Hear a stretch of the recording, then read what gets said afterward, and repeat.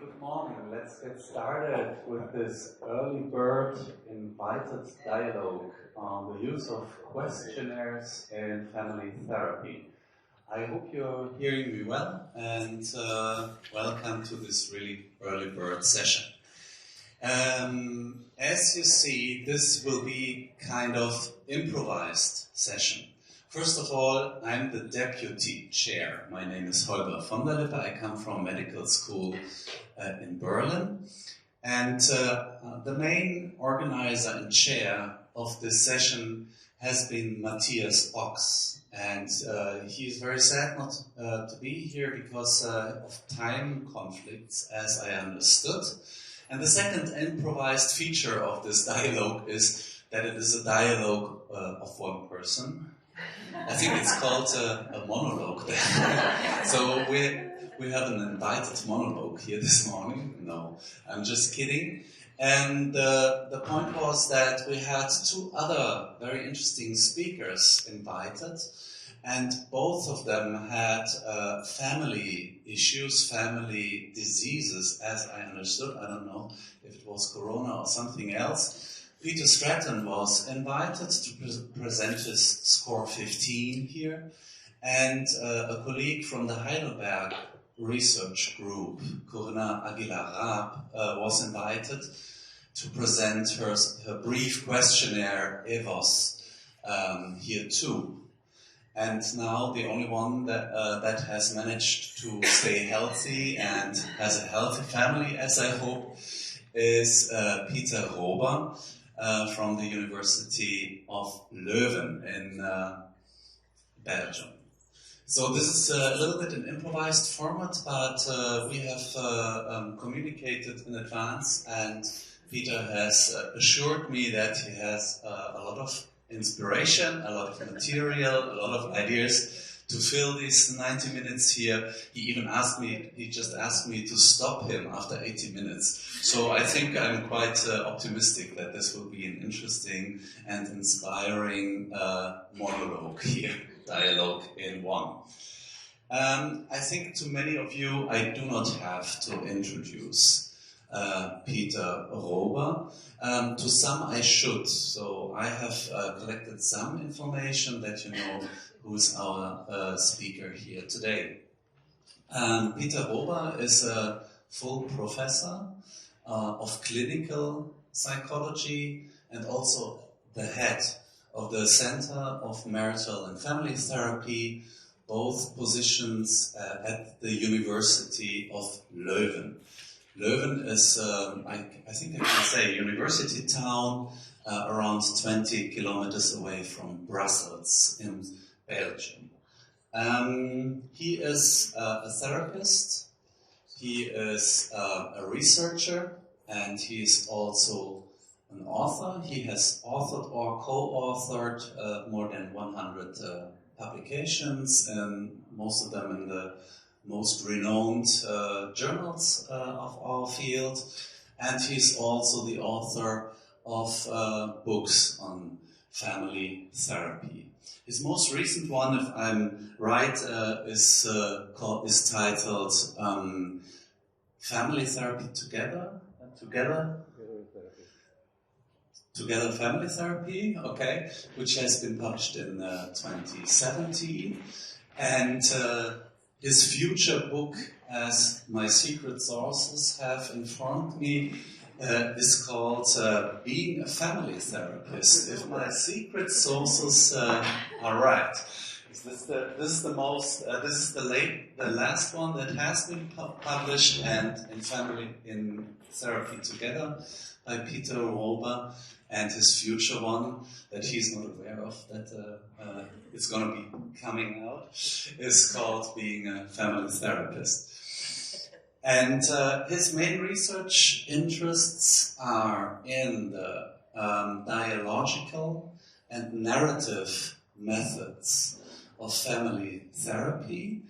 And first and foremost, as I understood, the inner conversations that we as family therapists lead inside ourselves.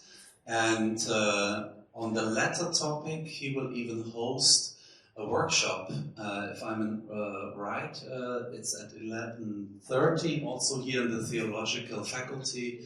So I guess you're all invited to join Peter in this workshop on inner conversations with therapists during and after and before therapy itself. So I think this is what I wanted to say about Peter, and yeah, welcome to this dialogue. And I'm very glad that you agreed on entertaining us and inspiring us for the next 90 minutes. Okay, the stage is yours. 1, 2, 3. Yes, thank you. Just one correction: the workshop at 11:30 is about emotion regulation of the therapist, not about inner conversation. Okay. But everybody is invited, of course. We're going to, well, it could be a monologue if you don't speak, or you don't ask questions, or you don't give remarks, but I hope that it will be a dialogue. If you don't stop me, if you don't give comments, I will speak for 90 minutes, and you will stop me at 90 minutes. But I hope that there will be some exchange of ideas and also critical feedback. I love, that's one of the things that we're going to talk about. Questionnaires, you can use different kinds of questionnaires, but one of the kinds that we are going to talk about is the feedback questionnaires. And for feedback questionnaires, it's very important that we, as therapists, succeed in getting critical feedback. And this sounds paradoxical, because that's what we try to avoid in a sense. But feedback is only useful if it's critical and if it's detailed enough. So we'll talk about that later.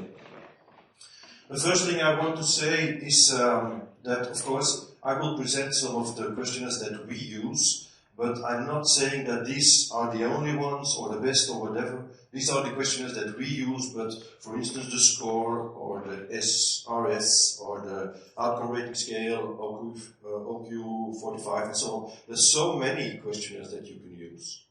But I can only present my own or our own, because these questionnaires have been developed together with my colleague Karin van Tricht, who could not be here, but in spirit she's here. Okay, this is the challenge. For me, as a family therapist, this is the challenge. There's a big difference between family therapy and individual therapy. Individual therapy is, in a sense, easy.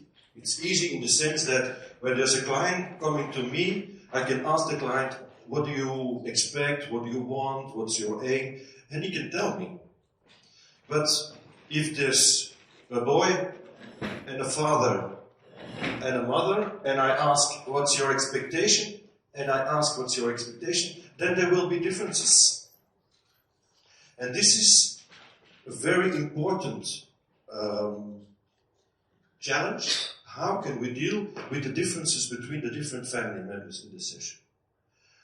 In a sense, we can say that we need to have a good alliance with each of them. But that's not easy. Let's first start from our general idea. Questionnaires can be helpful. For me, questionnaires can be helpful. You can do therapy without questionnaires too, but it helps. If it's up to me, I always use questionnaires. Except when the family says we don't want to fill them out. Then we don't use it. But if it's up to me, yes, questionnaires, because it's helpful. Important central idea is also we don't use questionnaires in our practice as a measuring instrument. Rolf Sundert is here, and Rolf Sundert, he taught us that feedback instruments and questionnaires can be conversational tools too. So you don't have to use questionnaires as measuring instruments, you can also use them as a conversational tool. And we use them as conversational tools. What's the difference between a measuring instrument and a conversational tool? A measuring instrument is like a thermometer. You want to know what is the temperature in the room, and you look and you can read what's the temperature in the room.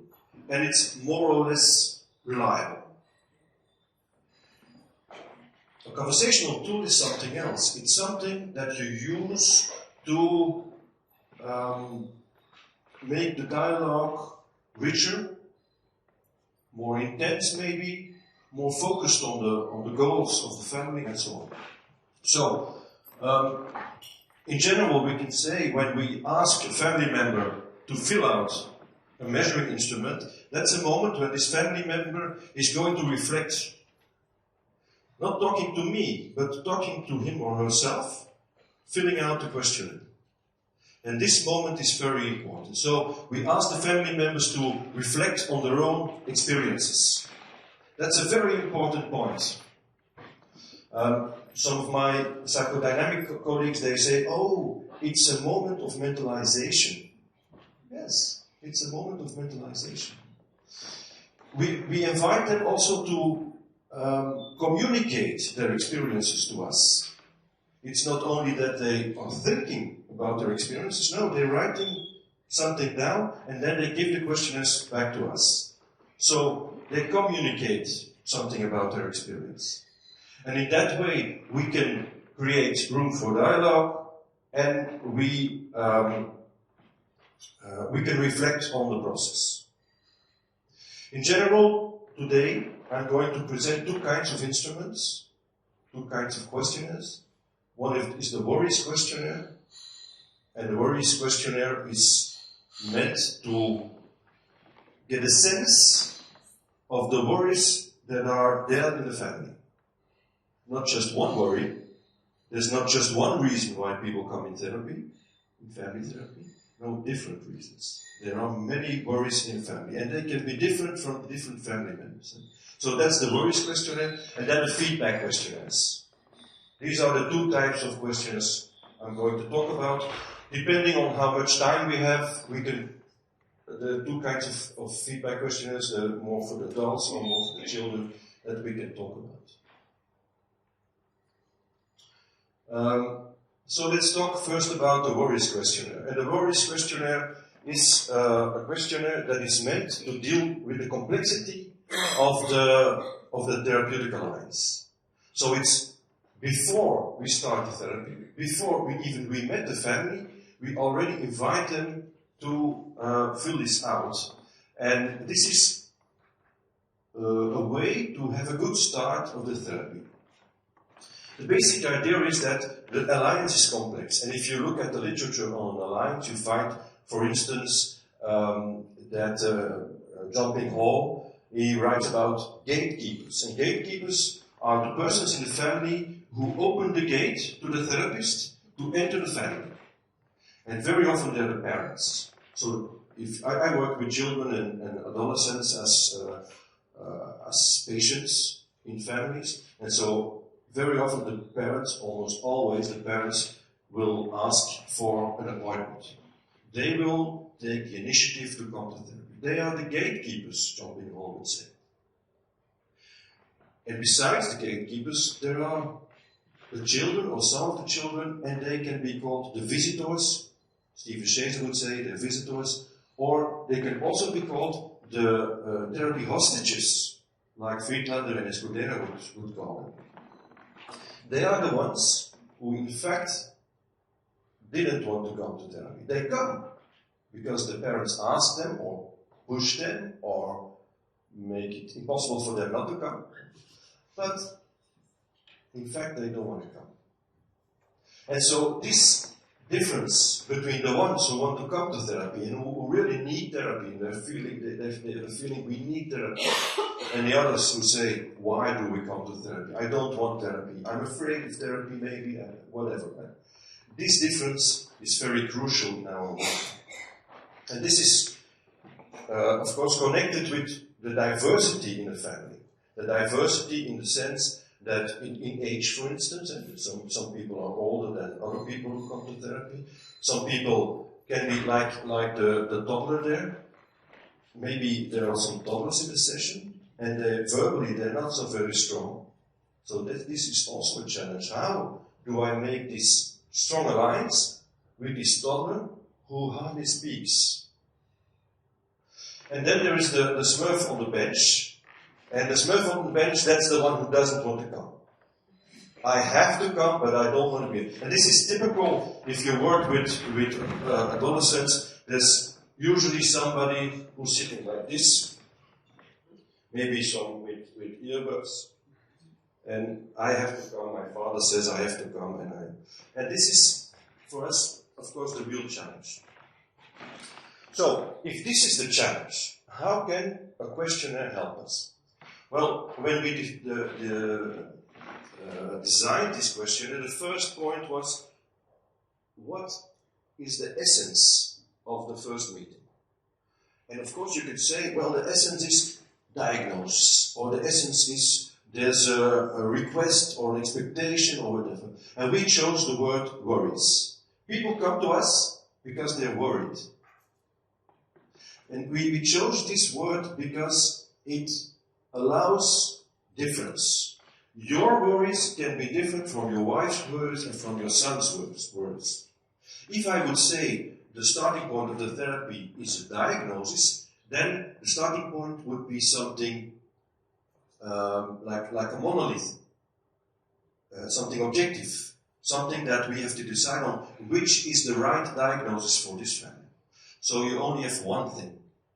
But now we have a word, worries, that can have different meanings for different family members. So that's the first thing. Second thing is, we start with the question, not what are your worries, but we start with the question to each of the family members, who is most worried in this family?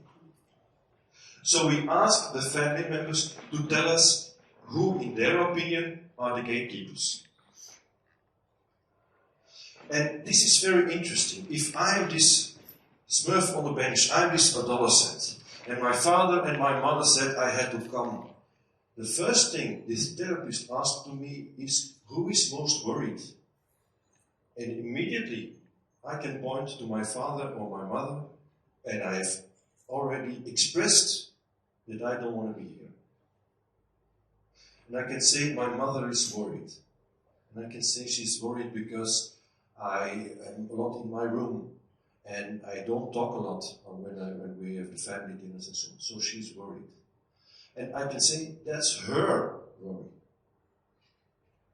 So the first page of the questionnaire is about who is most worried. And of course, I think you cannot read this. No?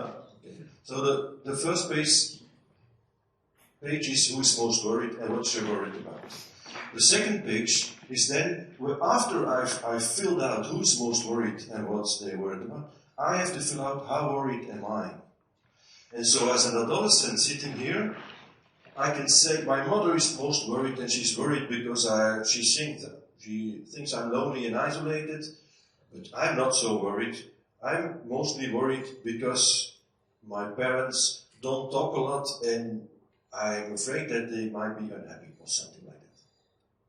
So we're not looking for the right diagnosis. We're looking for what is everybody worried about. And this gives us a very rich picture of what's going on in the family. It doesn't help us with diagnosing. Okay? So we let go of the idea of diagnosis. And I like that idea. I like the idea that we let go of diagnosis. Diagnosis is important, but only in the back of our heads. Not in front of our heads. Because if it's here, it stands in the way of a good alliance. It has to be here. I have to keep in mind that the child psychiatrist said that this boy might be autistic or might be, traumatized or whatever. I keep it in the back of my mind. In the front of my mind is what he says about the worries in the family. That's more important for me as a therapist. So, this questionnaire, we send it to the family beforehand. So when we send them an email to invite them to come at a certain date to the session, we ask them to fill out, each of the family members fill out this questionnaire and to send it back to us. And then before we start this session, we have some sense of, for instance, the difference between the gatekeepers and the visitors. I already know something about the Smurfs and who's the Smurf on the bench. Okay? And this is interesting for me to start the session. When I start this first session, I make acquaintances with them, I ask them who they are and what's important in their life, and then we start to talk about the Worries Questionnaire. I put the Worries Questionnaire on the table in front of them, and I ask them what strikes you, and I'm most interested first in the Smurf on the bench. So I'm most interested first in the one who says, I'm least worried. Because I know that will be the most important challenge. When we talk about it, of course, in the end, everybody's voice is important. But I first focus on the one with the most hesitations. Let me give you an example. This is the example of the Sachs family. They were referred by the family doctor because, said the family doctor, Eve is developing an eating disorder. So that's what we knew beforehand. We sent them, we gave them an appointment, and we sent them the feedback, the Worries Questionnaire. And now I'm going to give you the answers of the different family members in a table. In reality, we don't always make tables like this, but it's just for this presentation.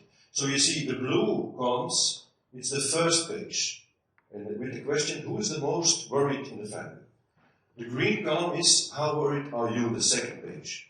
Okay. And you see here that mother says, I'm the most worried. And I'm worried because of Eve's eating, she hardly eats anything. It is as if she has anorexia. Eve says, mother is most worried. It's not me, it's her. And she's worried about me. And the sister, the younger sister, says, mother is most worried, and she's worried about my sister. You can say that this is not so interesting, but this is interesting. Everybody in the family says, mother is the most worried. What's also interesting is that the mother gets the information, they know I'm worried. I can read that my daughters know I'm worried. I don't have to convince them anymore that I'm worried. So in a sense, this is a reassurance often for the most worried family member. Okay, let's look at the green column. The green column is about how worried are you? You say that mother is the most worried, but how worried are you? And then you see that Eve says, I'm worried because she doesn't trust me, and she tries to control me all the time. So mother says, I'm worried about the eating. But her daughter says, I'm worried about my relationship. But she's controlling me all the time, and she doesn't trust me. So for Eve, it's not that she doesn't want therapy or that she's not worried. She's worried about something else. I'm not worried about my eating, I'm worried about my relationship with my mother. Okay. And then we have the sister, and the sister says, we have to talk about mother. Because since our father left her, she seems to be depressed, and I'm afraid she's drinking too much. So, when I ask mother, she says, there's a problem with Eve. She's not eating enough. When I ask Eve, she says, there's a problem in the relationship with my mother. She doesn't trust me. When I ask the little sister, she says, I'm worried about my mother. I think she's depressed and probably she drinks too much. So as a family therapist, this is the information I have before the first session. And I know I have some idea about what's going on in this family. And instead of one theme that I can talk about with them, at least I have three themes.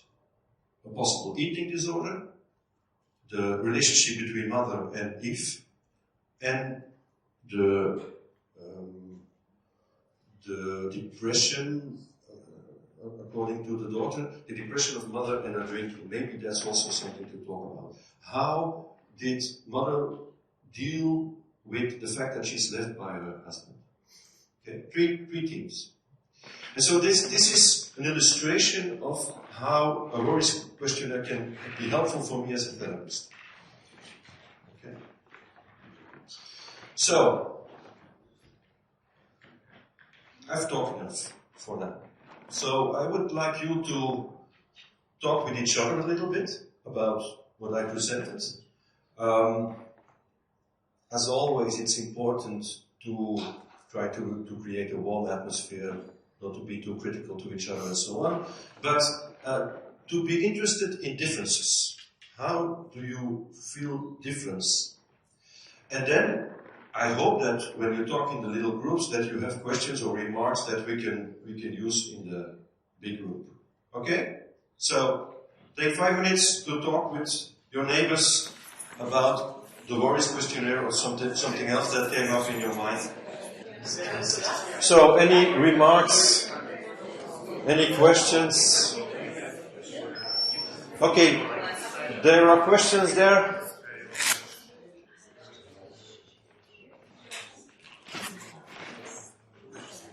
Please share your impressions and questions. Yes. Hello, so in this group we are from Latvia, Lapland and from Ireland. And we use score in one project in Latvia because we needed to measure for your funding or effectiveness. And part of psychotherapists were very resistant because they hated measurement, and part of psychotherapists started to use it as a conversational tool. So and then here we discussed that the difference is that a colleague from Ireland works in clinic and uses more psychometric measurements, which is more individual. And what we really liked this approach about worries and the approach who is most worried.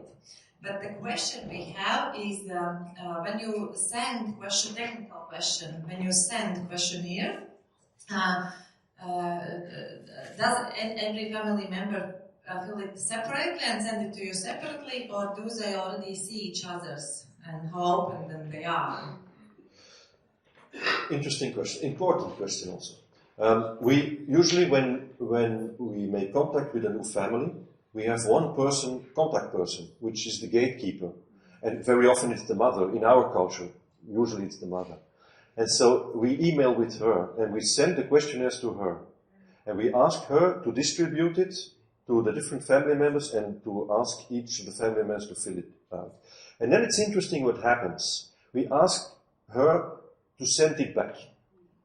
And sometimes we get an email with a lot of attachments for each of the family members. This often happens, but not always. Sometimes the mother sends it back, her own questionnaire.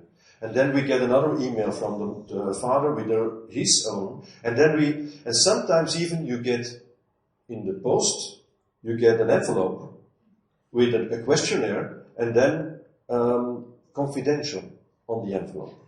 And so then we know, for this person, it's not okay to just openly talk about it in the first session. And then we will deal with that in a very confidential way. And we say, this is confidential. We will have this questionnaire, but we will put it aside and not show it to the parents. Okay? And so the way they deal with the questionnaire already says a lot about the atmosphere in the family, and we try to attune to the way they present themselves. Okay? And then, I don't know, at the end of the therapy or in the middle, you said that there are also forms you use every session. Yes, I'm going to talk about that later. These are the feedback questions, but I will present them later. Okay. There were more questions here. Oh. If I can, because it's a question about your answer. So when you got an envelope, confidential, you put it aside. Do you read it yourself? Because yes. Then you have the information and you take it into the session anyway. Yes. So it could be also a choice not to read it yourself and only read it when the person who wrote it is ready to bring it into the session. I read it myself, but it's an issue.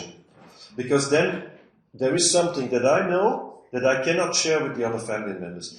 And that's always a risk. Yes. So it's delicate. I know, that's true. Yeah. Hello, thank you. One of the questions we had was, how do you decide? I mean, when you get different responses of the questionnaires with the different possible themes that come forward on what they are worried about. How do you decide which to work with first? Is that done collaboratively with the family? Yeah. Is it something you decide yourself? And another is connected to the way what was being said about the way the responses are received and distributed. How do you share? I mean, do you share the responses? If the mother was the gatekeeper, would the other family members know each other's responses, and how are they shared, or if they are shared within the therapy session when you meet them? So there are two questions. So the first question is about how do you decide which theme first, eh? And this is we usually ask them if you look at the different Worries Questionnaires on the table, what strikes you? And in that way, they will often decide. In this family, for instance, what struck them first was the mother and Eve. They started a discussion about, is there an eating disorder or not? Is there a problem around eating or not? And then, at a certain moment, the sister said, yes, my mother is worried about my sister, and it starts every evening at dinner, she said. And I asked her, at dinner? Why does it start only in the evening, not in the morning, not at breakfast? No, at dinner. That's when she starts to drink wine. And then we started to talk about her theme. So it is something that organically develops in the dialogue. I didn't decide it, so it came up almost automatically. Okay, your second question was? The question was since there is the gatekeeper who receives the questionnaires and distributes them to the rest, the way they come back to you could either be all in one or separately, but would the other family members know the responses that each one has given if one person is in charge? Yeah. And if there is a confidential questionnaire that returns, as you mentioned yourself, what happens with that within the session? So we are curious if they know from each other. We expect the gatekeeper to have read it all. If the gatekeeper sends all the questionnaires in attachment in an email, probably she has read it all. And this is interesting because then she feels understood in her worries. I'm worried about the eating problem of my daughter, and I see that they understand that I'm worried. So I'm already a bit relaxed. So that's interesting.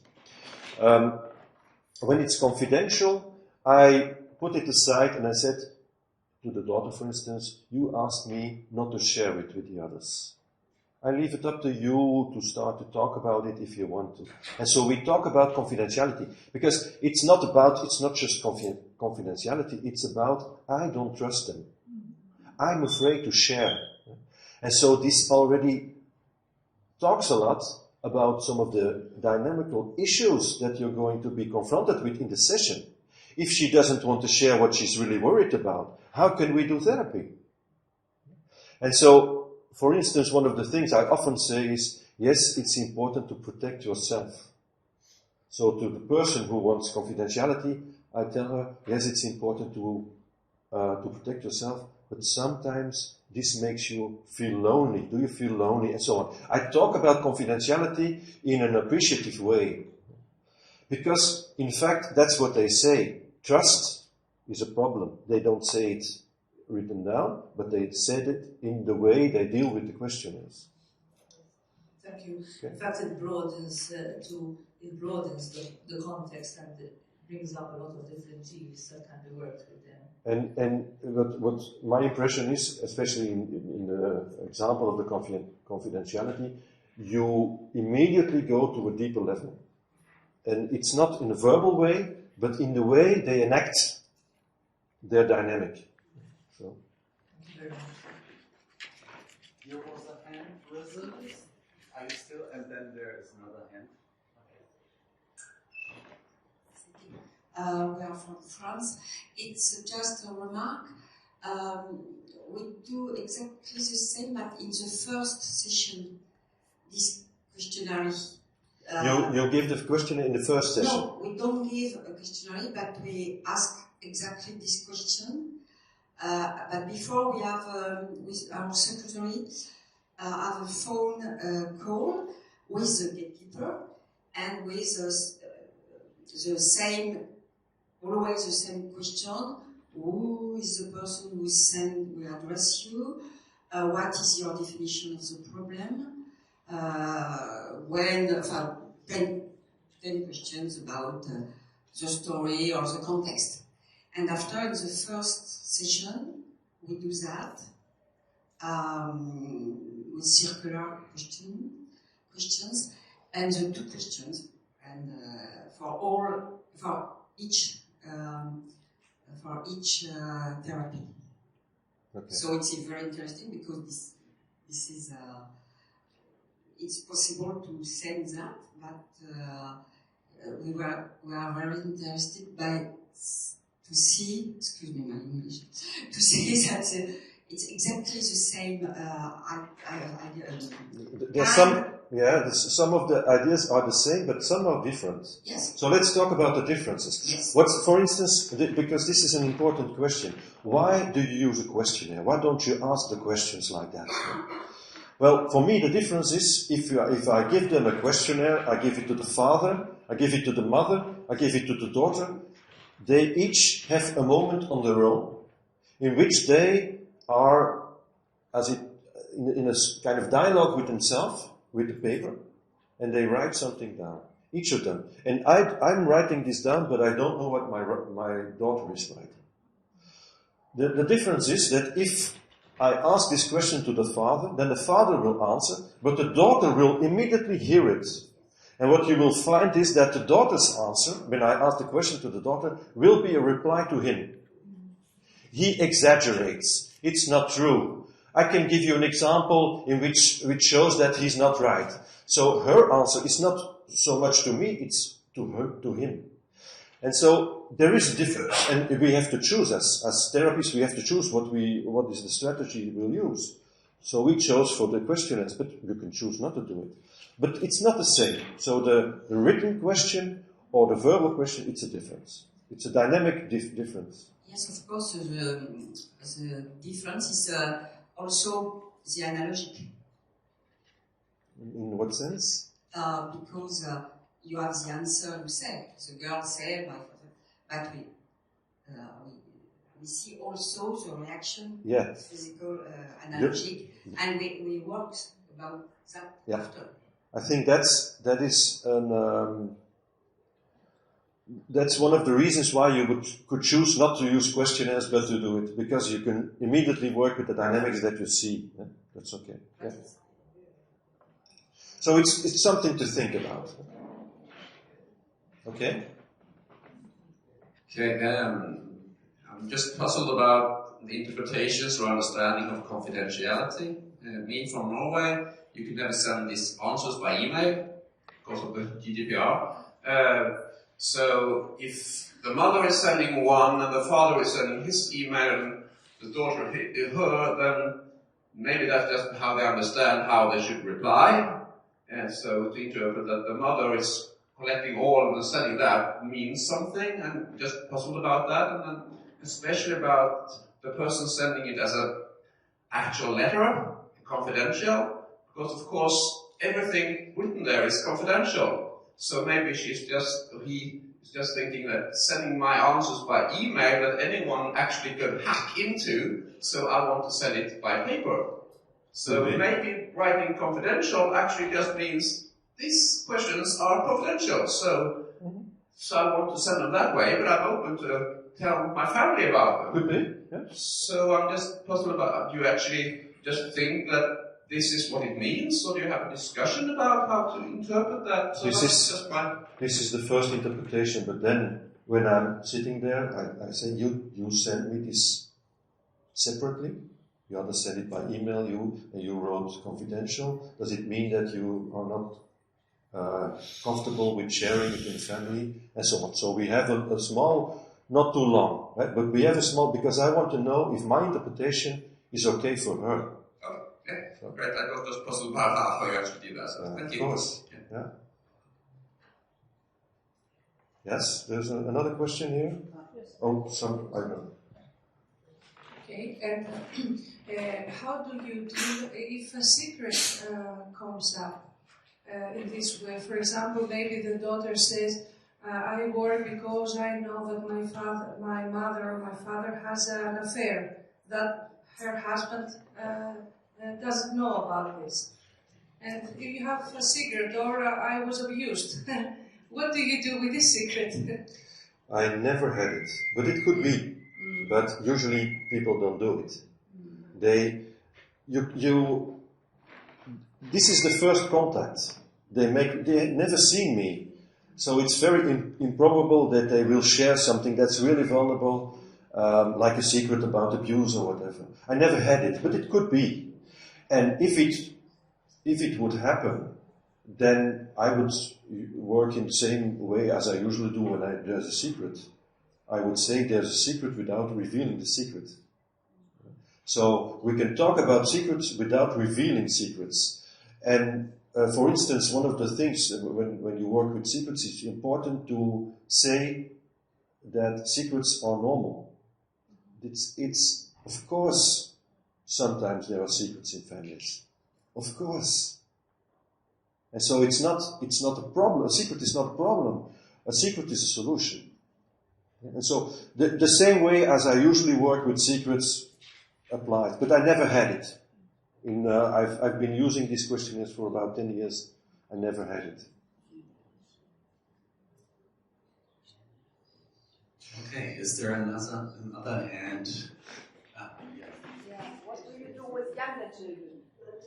Yes, this is a questionnaire for the adults and for adolescents or older children, but we also have questionnaires for younger children. But it's an interesting question because for really young children, questionnaire doesn't work very well. And so what we ask when there is a family who wants an appointment, and I can see the ages of the children. When the children are really young, I ask the gatekeeper, can you talk to your young child and ask her the questions? So I invite her, the mother, usually the mother, to have a dialogue with the child about what are you worried about. And of course, this is not objective, but I don't care. Because I like conversations in the family.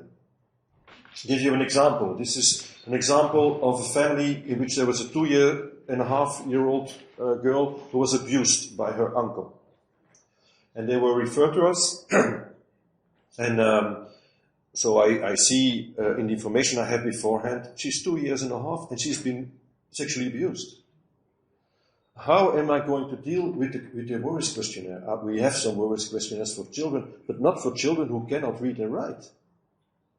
So I sent the Worries Questionnaire, the children's version, and I asked the mother, who was the gatekeeper, can you talk to your child? And the mother talked to the child and filled out the questionnaire and sent it to us as if the child had herself filled it out. And that was interesting, because the mother said afterwards to me, she was part of her research, and so we got more information about what happened. She said afterwards to me that for her this was very important, this conversation, because she was surprised that her daughter was not worried about herself, but was worried about her parents. She had been sexually abused, but she didn't have worries. But she saw that the guy who abused her was the brother of the mother. And the father was very angry with his brother. And he said, I'm going there and I'm going to attack him. And the mother kept him back. And there was a big row between the mother and the father. And the little girl was afraid that mother and father were going to divorce. Okay? And so the mother had this conversation with this girl. And for her, this was very important. We have to stick together. My husband and I, we have to stick together because she's afraid that we might divorce. Okay? So again, these are conversational tools. These are not measuring instruments. I'm not looking for an exact objective measurement of anything. But I try to get more dialogue in some way in the family and try to get more understanding. Okay?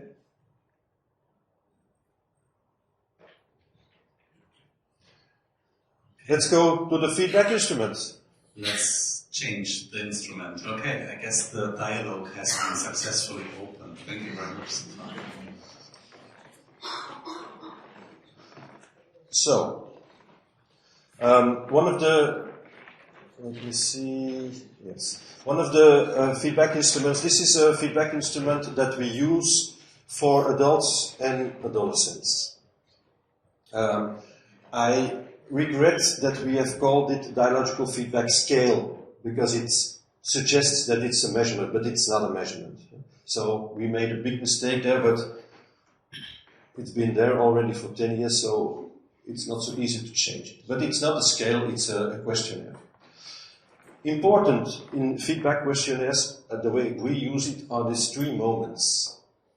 The first moment is at the end of the session. So session X, at the end of the session, we give on paper the feedback questionnaires to the different family members with a pen, and we ask them to fill it out. And so these are these moments of reflection, these moments of mentalization. The second moment is between the 2 sessions. I can read the questionnaires and the filled out questionnaires, and I can reflect how can I use the answers of the family members to be helpful for this family. That's the main idea. How can I use it? Sometimes it's not useful. It happens that the feedback is not useful. The feedback is mostly useful when it's very detailed or when it's critical. And very often, this is sometimes the second moment is sometimes for me as a therapist the most difficult moment, because the critical feedback is most useful, but it's the most surprising, and sometimes it touches me very hard. You try very hard to be a good therapist, and you try to be helpful, and then you see in the feedback that one of the family members says, "This was not helpful. I don't feel understood. You don't understand what this is about," and so on. And so this second moment, you have to work with yourself. The first reaction of me and of the most family therapists at that moment is defensiveness. I try to, in my inner conversation with the client, I try to say, "But my intention was, but you don't understand that in fact," and so on. This is not helpful. So I have to work with myself. How can I use this feedback in a constructive way for the next session to maybe reorient the therapy, maybe ask the client, "What exactly do you mean?" I try to understand. I want to understand you. It's clear from your feedback that I don't understand you, but help me to understand you, because I want to, and so on. And so this second part, the second moment, is in fact sometimes a very intense moment. And sometimes it's also a moment that you need colleagues or supervisors to digest the feedback. And then there's the third moment, and that's when you work again with the family and you work with the feedback. Usually we start with, again, putting the feedback scales on the table and ask them, "Is there anything about last session that you want to talk about?" Sometimes they pick something that they want to talk about, sometimes they don't. But if they don't pick something from the last session, I might say, "I read this," or "I read that." And especially when there has been some critical feedback, I will bring it up as a topic of conversation. For me, that's very important. Critical feedback is always something to focus on. Some people tell me, "I never get critical feedback." People always say that they feel understood. That's a problem. Because we never understand all our clients. So if you get always positive feedback, there is an issue in your relationship with your clients. There's not enough safety for your clients to give you criticism. So don't be reassured if your feedback is positive. Positive feedback doesn't say anything. People are just being kind, or they don't dare to be critical. Critical feedback is useful because it can help you in the content to give you ideas how to go on with the therapy, but also it will give you an indication of how safe the relationship is with your clients. If you get criticism, this means that you already have some level of safety in the relationship. Okay? So again here, it's not only the content, it's also what it says about the alliance. Okay, so these are the 3 moments, and for me these 3 moments, all the 3 of them are important. We use this scale at the end of every session, and we explain that this will help us to reflect on the session and so on. This is what the questionnaire looks like, but I will explain a little bit. 5 questions. We did some research about feedback questionnaires. We started out with the existing feedback questionnaires, the session rating scale, the outcome rating scale, OQ45 and so on. And we interviewed our clients about these scales. And we also used the CBCL, for instance. The feedback we got from our clients was, feedback questionnaires can be interesting, but they should be brief. They should be focused on our worries, and it should be clear that you use the feedback that we give you. This is what we learned from our clients. And so that's why we said when we constructed our own questionnaires, maximum 5 questions, not more. It's very easy to say, but this would be also an interesting question. Yes, it's easy to find a new question. But when you listen to your clients and they say not too long, only 5 questions, okay. Then we have to limit it to 5 questions. And that's why, for instance, a CBCL, you can, and also the long questions like the OQ45, these are so long, it's always the same question. It's the same items they have to fill out. And they are bored by it after 2 times, and they really don't like to fill it out. While our questionnaires, they're more open, and it's not that they write a lot, but they write important things. When they think it's important, they write it down. So the first question is, were you able to talk about what you wanted to talk about in the session? The second question is, did you feel understood by the therapists during the session? And for the second question, we have 2 frames in which they can answer. And in the beginning we didn't have the 2 frames, and then we saw that they mainly gave positive answers, explaining how they felt understood. And we were thinking how we can get more criticism. And then we decided to make 2 frames, and now we see that this frame, I felt understood, usually there are several items. And maybe there's 1 item here. And we know that this is the most important one. But we saw that it's easier for them to be critical when they have enough room to voice their appreciation. So that's why we use the 2 frames. Then the third question is, did you feel understood by your partner if you work with relational therapy, or the other family members if you work with family therapy during the session? So it's again with the two frames to answer. The fourth question is, what surprised you most in the session? And the last question is, what moved you most in the session?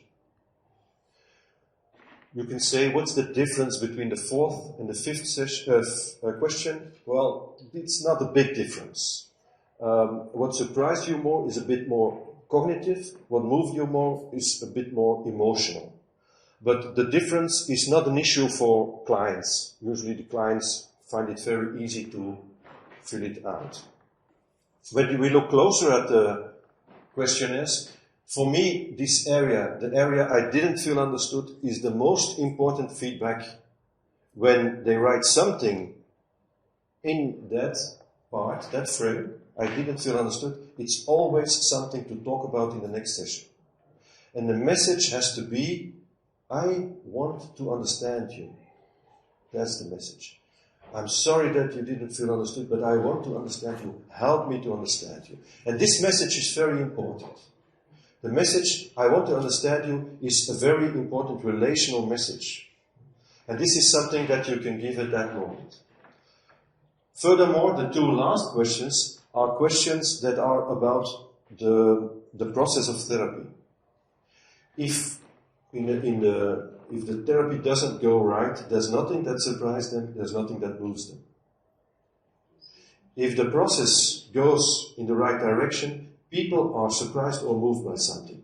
And very often you'll find that the themes that they talk about in answer to these questions are very interesting themes to start a session with. So if a husband writes, I was moved because my wife understood that I'm sad because what's happening at home, this is a very important message. And this is something that you can use, for instance, does your wife know that you're moved by that? And so on. So very often, these two questions, the answers to these questions are the starting point for next session. And it brings you automatically in the emotional dynamic of the session. So first, did they feel understood? That's the first focus. The second focus is more the dynamic of the session. That's the fourth and the fifth question.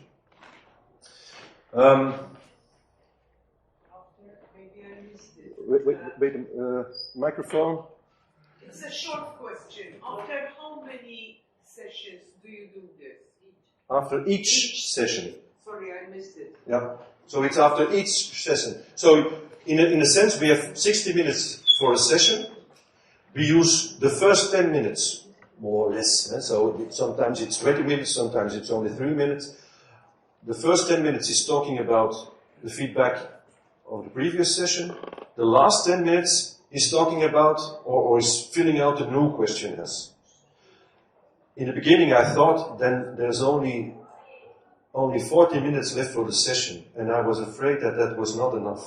But I learned that for clients, talking about feedback sometimes is much more important than the session itself. So it's not a problem anymore. Yes? Yes, I also have a question in relation to that time frame, because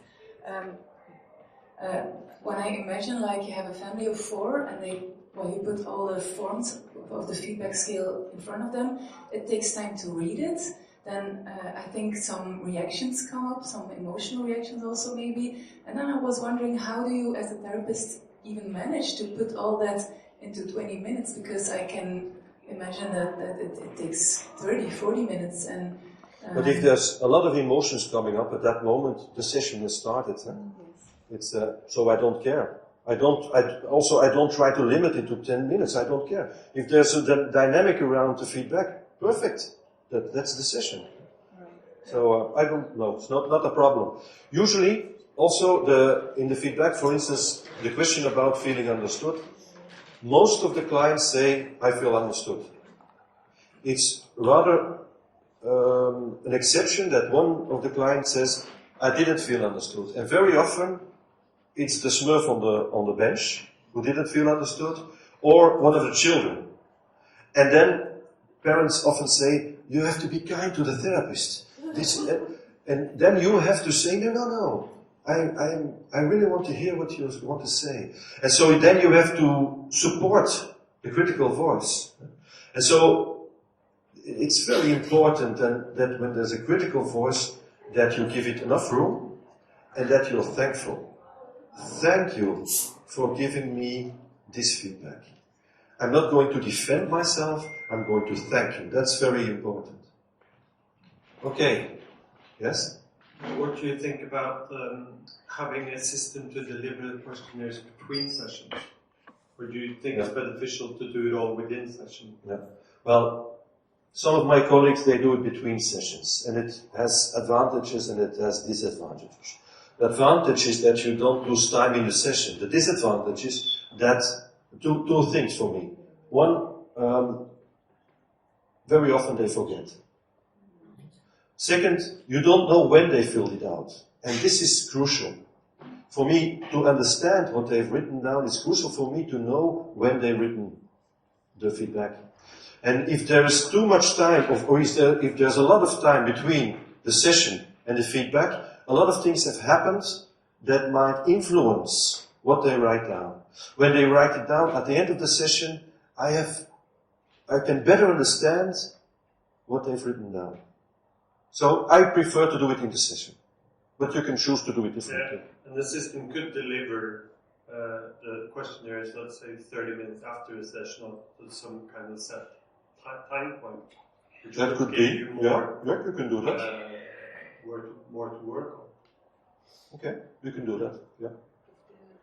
Is your question still open? One technical question. Do you understand that they fulfill questionnaire and just give to you and then they leave? So it is at the moment closed. Right? Yes. And a conceptual question. There are also approaches that when you work with couple or with families, that you look at them every time as from the very beginning, as if they have come as a different system, because a lot of can happen in between sessions, especially in couple therapy. And this approach you suggest I like very much, but it is also very guided.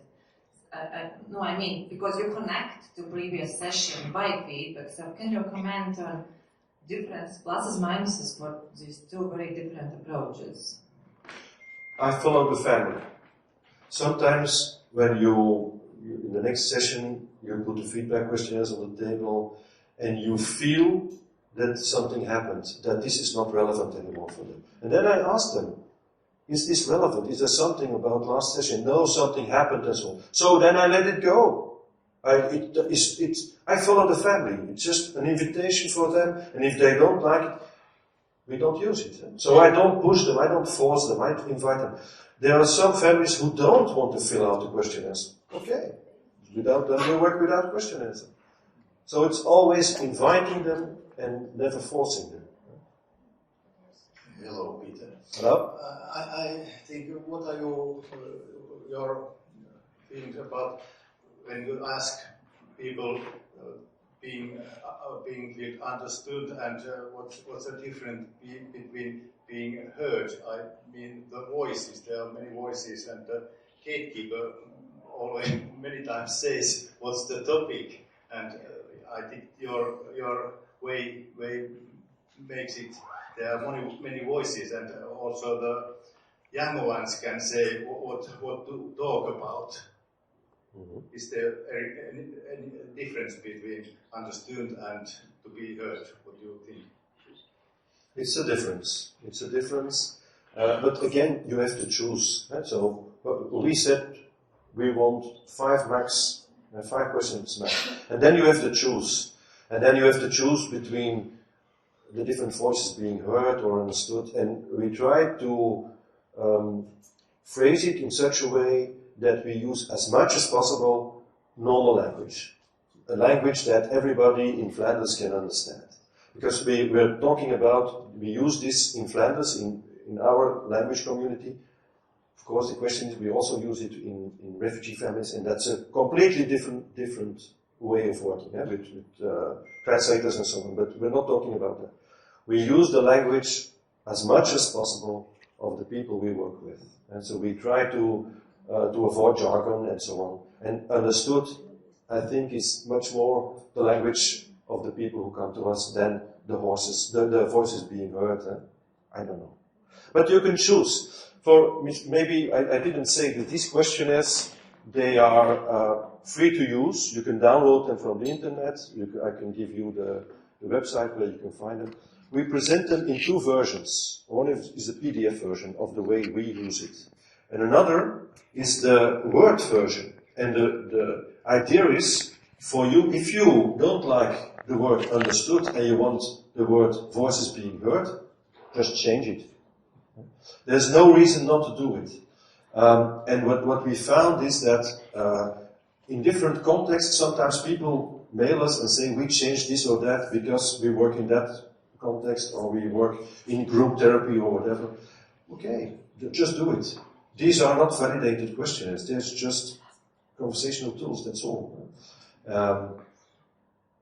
So I will give you the website, and we have them in different languages: English, I think Norwegian, Swedish, Finnish, not all languages of the world, but a lot of languages. And if there's a language, if your language is not among them, please translate it and send it to me. I can put it on the website. Okay. Can I? Yeah. About those who cannot write, illiterate or semi-literate, and it's very shameful for some people that they pretend they can write, but they can't. And the other question I had was sort of, did you experience or did you do research about less dropout because you do the feedback questionnaire? Or no? We didn't do research about that. We did some content research on the Worries Questionnaire and on the feedback questionnaires, which is not published yet, but it's ongoing.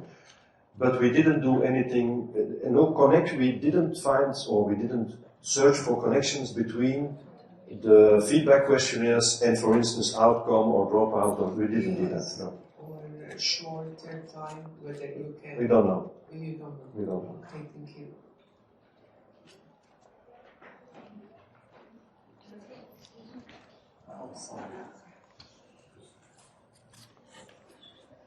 Just a technical question. Do you leave the room when they write their feedback? No. No? I stay in the room, and I just talk about 2 or 3 feedback questionnaires. There was also one questionnaire which is called the self-supervision questionnaire. And this is the questionnaire that I fill out at the end of the session. So while they're filling out their questionnaires, I'm sitting here, I keep a little bit of an eye on them, but I'm filling out my own questionnaire, which is a questionnaire meant to connect me more with the way I experience the session. But I didn't present it here, so I can. You can find it on the Dropbox. It is there. Self-supervision scale. And you don't communicate this feedback, your own feedback. No, that's mine. If I would do something with it, I don't just communicate it, but I use it in the next session. Because with the things that I write on the self-supervision scale, I use these things in the preparation of the next session, but not immediately. So I need time to reflect. I write something, and I need time to digest and to reflect, and this helps me to start the next session. Okay. Sounds off? Is it switched off? Not intentionally, no offense. Okay, test, no. Test, test. Yeah. 1, 2, 3, 4. No, a question about outcome, because there is a pressure that we should document outcome in psychotherapy, and these feedback, also the scales that can be quantified, has been used for documenting outcome. And one of the problems I've seen is that outcome focus outside of the session sort of makes or devaluates the conversational part. But it arises a question, how do you relate to outcome or result or whatever we call when a therapy is ended? In each case, how do you relate to that question? What did this lead to?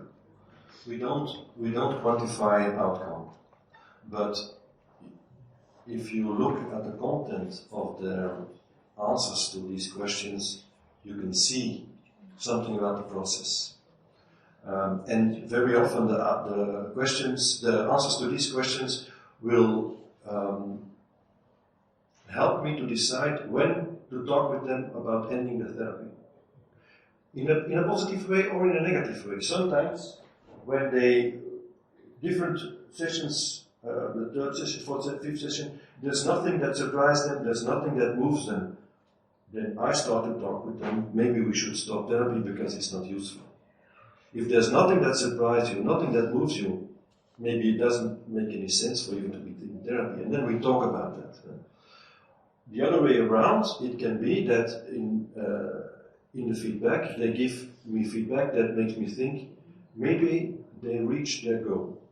Maybe this is a moment to talk about the end of the therapy. And again, this is talking about. I'm not saying the therapy has to stop now. We talk about it.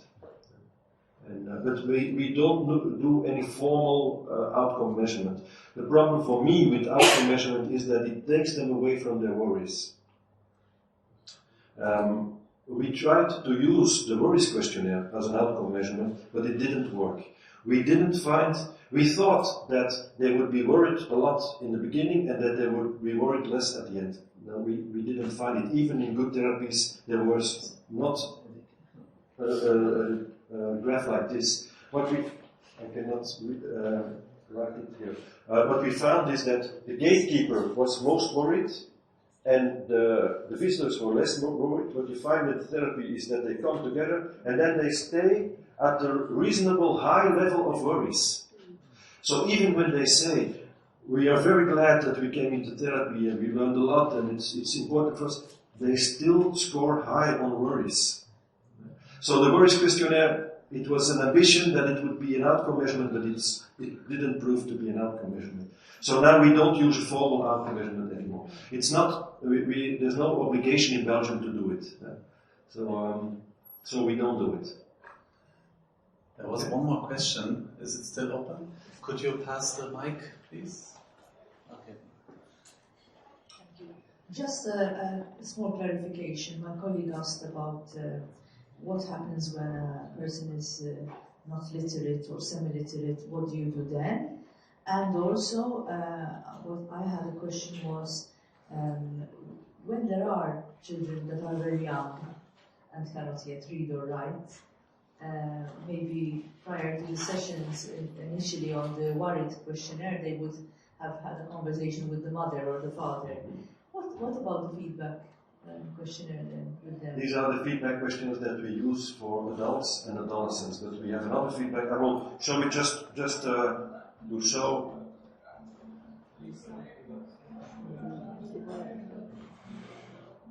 This is the feedback questionnaire that we use for children. And we have also different forms of that. And we cannot read it, but they can draw, they can make a drawing. For instance, the girl that I talked about, the 2-year-and-a-half girl who was sexually abused, she made a drawing of, on the negative side, on the unhappy face, she made a drawing of her and the abuser as a kind of monster.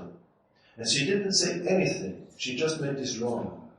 And on the positive side, she made a drawing of herself playing with my colleague who was together in the session, and she drew herself playing with that colleague. So she made a difference between the situation in which she was abused and the situation in the therapy. Without words, she couldn't write, but also she didn't explain it.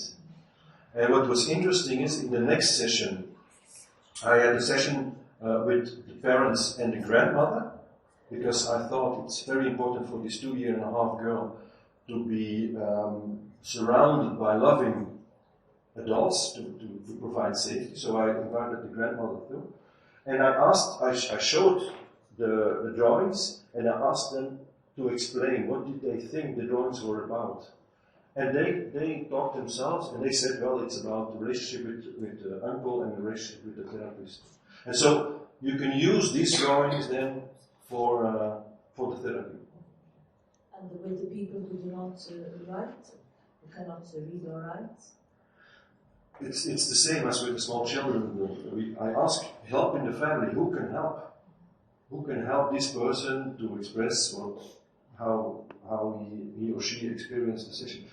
It's more difficult for me. It's most difficult with the other cultures. So we work with refugee families, and then language is always a problem in the sense that you need a translator, but the translator is a person who's present in the room, and this affects the dynamic, so it becomes much more difficult. And also with feedback, if you ask feedback, translator has to translate. So if I would have to give feedback to the translator, there's another person who might bring in some unsafety. What's this person going to do with my feedback? So it's much more difficult to be critical. Always with refugee families, it's very difficult to be critical because I'm a Belgian, and the Belgians have to decide if he will get asylum or not. So it's very difficult for them to be critical to me.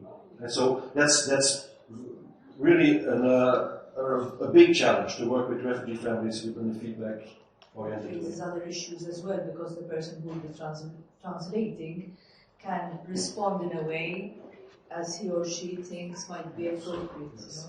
So it's difficult. Yeah, so thank you. Was there any other question around? Maybe I can give one more. Let me see, one more case. Do we have time? Okay. 10 minutes. This is the case of the Sells family, the family I saw not so long ago. And they came for family therapy, and they were referred by a child psychiatrist because Anne, the 14-year-old daughter, was depressed and suicidal. And she had been hospitalized for a few weeks, and then during the hospitalization they said she's not only depressed and suicidal, but there's also an eating disorder. So then I asked them to fill out the Worries Questionnaire. And then you see, and this is quite unusual, that Anne, the 14-year-old, says that she thinks she's the most worried. Usually the identified patient is the Smurf on the bench, and the identified patient will point to other people in the family as the most worried. But she says, no, I'm most worried. And she says, our home no longer feels like home. Everyone expresses their frustrations to each other, so much tension. This all has a lot of influence on my well-being. When I read this, I thought, she has been in a psychiatric ward and she already had some therapy. She's very good in wording what she's feeling. The mother is also very worried about the well-being of Anne, but she also refers to Joe, the younger boy who's introverted, and him who might be autistic. And the father says the daughter is most worried. She suffers from depression, and she identifies tensions in the family as one of the causes. What you can see is that the way the father describes the worries of the daughter are really in agreement with the way the daughter describes her worries. So that's nice, in fact. Here you see that the boy Joe is the Smurf on the bench. I don't think therapy is interesting or important. So it's no wonder that when we have the first session that Joe is not present, he didn't want to come. And the parents talked about depression of Anne, and Anne didn't say anything at the beginning. Her hair was like this, she was hiding behind her hair, and I tried to make contact with her, and then she said, I hate myself in every aspect. And I say, can you explain? And she says, well, sometimes I'm standing in front of the mirror and I look at myself and I see how ugly I am. Every part of my body is ugly. And in fact, she's a very beautiful 14-year-old girl. And I say to her, objectively, you're a beautiful girl. And she looks at me as if I'm a piece of shit. And then I say that she's depressed, and I ask her, do you know where this depression is coming from? Really, I'm lost here in this session, this first session. This girl doesn't want to have contact with me, but she's suicidal, the parents are worried, and I have to try to make contact with her, but it's very difficult, so I'm really lost here. And I try to make contact, and I ask her, depression, tell me about your depression, and she said, it's just a depression. And then I turn to the parents, and I ask the parents, do you know what depression is? And the father says, I've been depressed. And the father talks about his depression. And he says, I was depressed in my job, and I had burnout, and then I changed jobs, and then I got better. And so I turned to Anne again, and I said, Anne, your father says my depression was linked to my job. Do you know your depression, what it is linked to? And she said, don't know, don't care.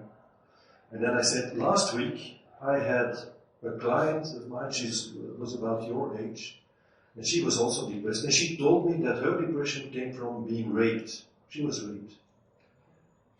And I saw that she was startled a bit, and then she said, can I go to the toilet? I said, of course, you can go to the toilet. And she went to the toilet, and I said to her before she left the room, I said to her, we're going to be quiet, we're not going to talk about behind your back, we're going to be quiet. So she went to the toilet, and I was sitting there with the two parents, 1 minute, 2 minutes, 3 minutes, 4 minutes, 5 minutes, and the tension rose. And I thought, this girl is suicidal. And I just asked this terrible question. I felt very guilty about my question. And I saw that the mother also got very nervous. And the mother said at a certain moment, shall I go and look for her? I said, yes, go and look for her. And mother stood up to go and look for her. And at that moment she came back and she said that. The rest of the session I was very careful. I didn't want to ask any more of those difficult questions. And I asked, then at the end of the session, I asked to fill out the feedback questionnaire. And this is what Anne wrote on the feedback questionnaire. The first question, were you able to talk about what you wanted to talk in the session? My parents think they know better than me. I didn't know what that meant. The second question, which is for me very important, did you feel understood by the therapist during the session? She writes, I did not feel understood, but I felt comfortable. And for me, this was a very important feedback. Because for her to tell me that she felt comfortable in the session meant that she said to me, let's go on with this therapy. And afterwards, she said to me, I didn't feel understood because there was nothing to understand. I didn't say anything in the session, so you couldn't understand. But for me, this was a big relief. And then the third question, did you feel understood by your other family members? Yes, I felt understood about the tension at home and school, not about the self-image, my body, and the school. What surprised you? That they think they know better than me. What moved you? I don't want to say. I don't want to say, so I thought there is something there that's very vulnerable. She can't say it yet, but I had a feeling it is possible at a certain moment that the therapy will give her room to talk about this. The parents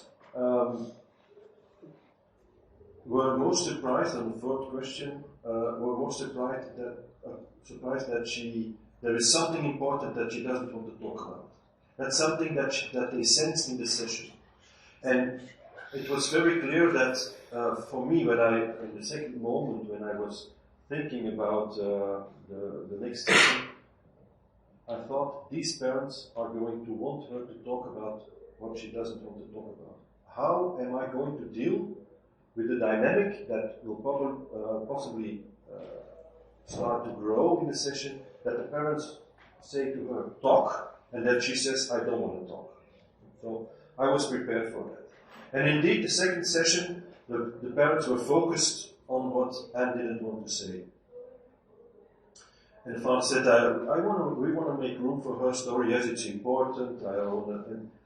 But Anne closed off behind her hair.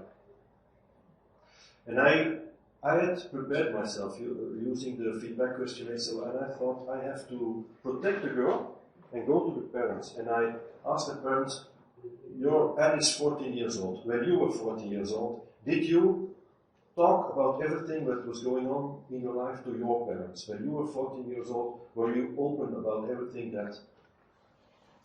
And this was surprising for everybody. And I saw that Anne looked also surprised. And father started to talk, and father said, when I was 14, I did a lot of things that my parents didn't know. And I said, sex, and drugs, and rock and roll. And he said, yes, sex and drugs. Mostly drugs. And he talked about using drugs at 14. And I asked him, did you talk with your parents about? No, I didn't talk. And I said to him, what were your good reasons not to talk with your parents? And he said, I was ashamed. Okay. And then I turned to the mother, and I saw that when I turned to the mother was eager to talk. She really had a story ready to talk, and so I said to the mother, okay. And what was very important was that the mother didn't talk to me, but she turned to her daughter, and she started to talk to her daughter, and there was a connection growing between the both of them.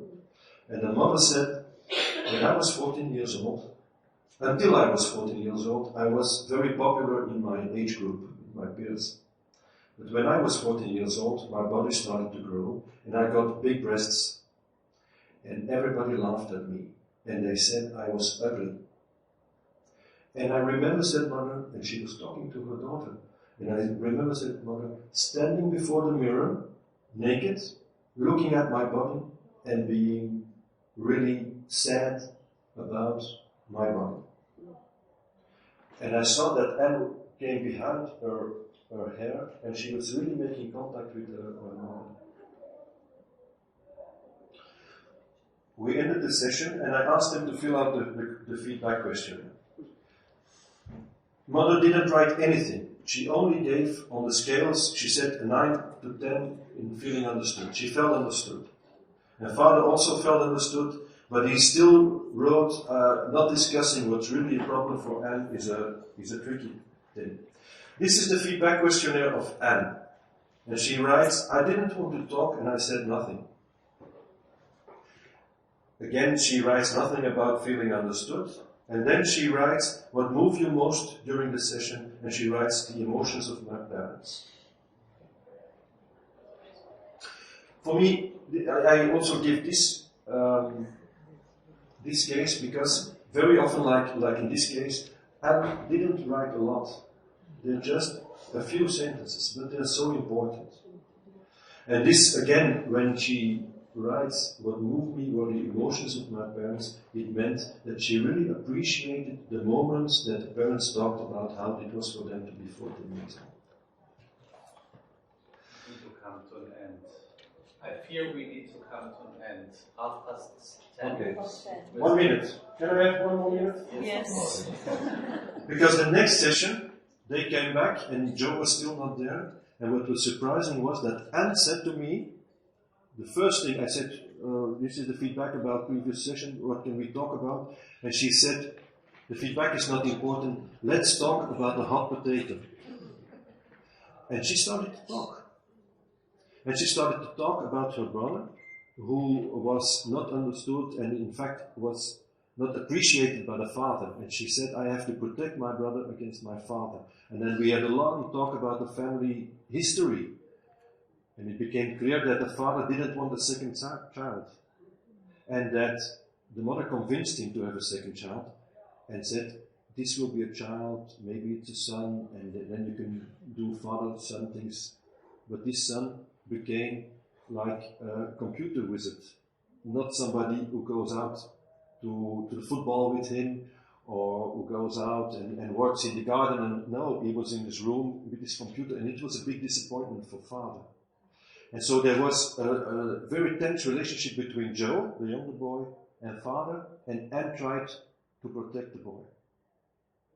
What's important also is that later on, in I think the 7th or the 8th session, Anne said, I have been raped.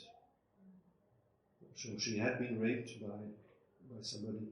And so what happened in the first session seemed to make sense very, very much later, but she didn't say anything in the feedback questionnaires. Of course not. Okay, thank you very much.